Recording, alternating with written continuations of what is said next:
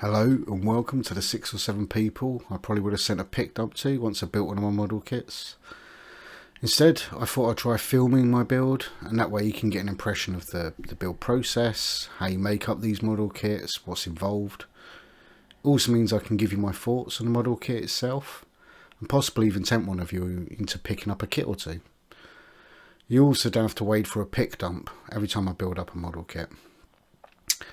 So, just very quickly, this is the Gundam Exia, as you could see from the box a second ago.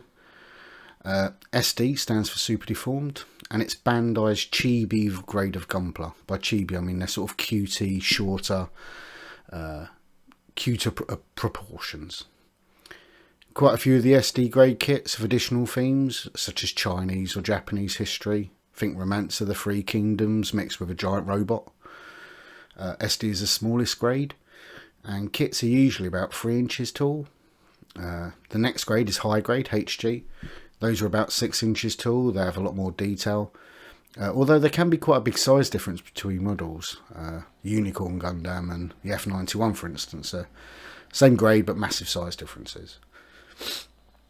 Next up is the master grade, or the MG.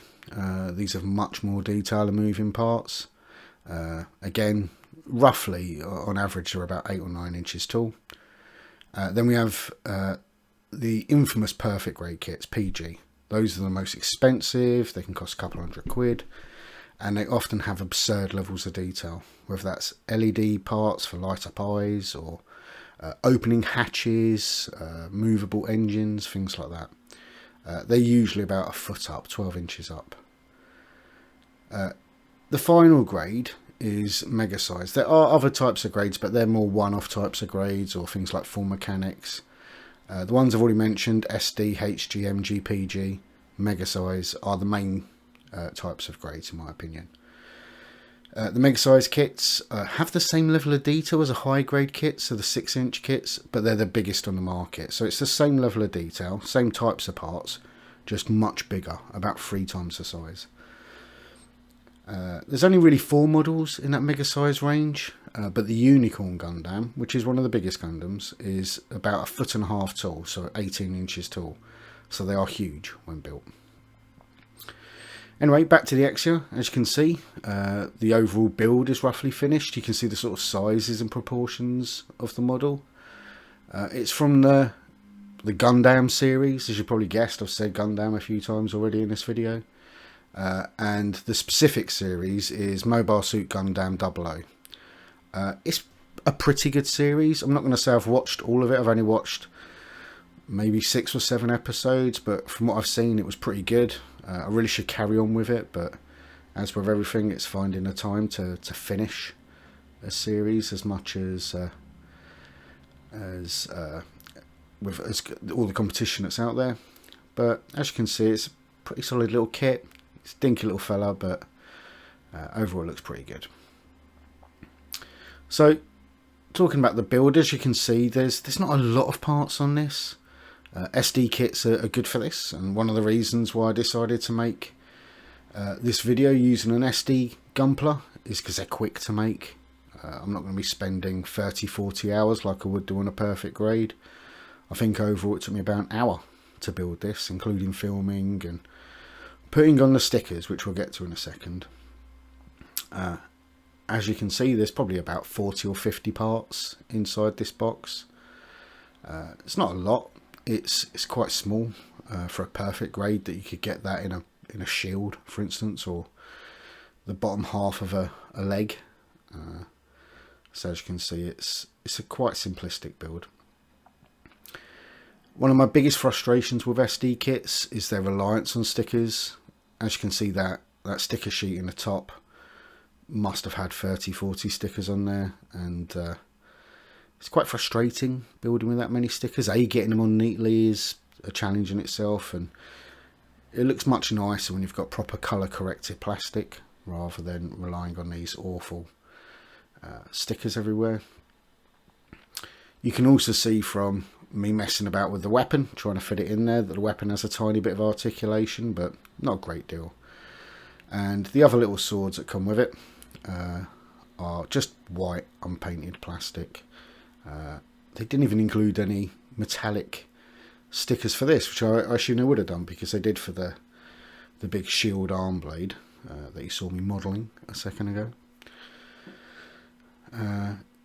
There's also a lack of proper articulation. The arms only pivot at the elbow. There is very little rotation on parts. A lot of it's ball joints, so the shoulders are ball joints, the wrists are ball joints, the feet are ball joints, but by and large you're not getting this into any crazy poses. You're pretty much stuck with it with 2 feet on the ground, and unless you stick it on a base, it'll pose up how you've seen me really kind of move it about in this video. As I talked about with the SD sort of properties, there is that sort of proportions of a sort of cutesy chibi Gundam, so it has a much larger head than you'd expect. The body is a lot shorter of it. The proportions there are what, 1/3 of the kit is its head, and the other 2/3 is the body, the legs. A high grade Gundam, or up to a perfect grade mega size Gundam, generally follow more humanistic proportions, so the head would be 1 in 7. But as you can see with this, it's much more cutie and anime and super deformed. I do like the aesthetic. I think overall it's quite a nice aesthetic. As you can see from the posing that I'm doing in it now, you can get some okay poses on from it. You might notice how obvious some of those stickers are as well. I hate to harp on about them, but I'm really not a fan. But overall, I think it's a really nice kit, really well proportioned for an SD kit, and it'll look great next to its bigger brother, because I do have a bigger Exia. Talking about sort of reviews, I think it's fair to possibly give a sort of review score to these. Overall, I'd say a 6 out of 10 for this. There's way too many stickers. There's not enough detail on the parts. Even the parts they could have put more stickers on. God forbid more stickers. They just didn't.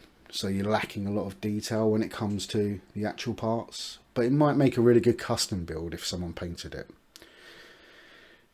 Getting back to that comparison with the PG build, so the perfect grade Exia, here it is next to my perfect grade Exia. As you can see, there's a quite substantial size difference, although one was 6-7 quid and the other one was about 200, including its LED kit. Which, just for the sake of it, I'm going to show off here, just because I think it's cool, and watching the Exia light up is a really lovely thing.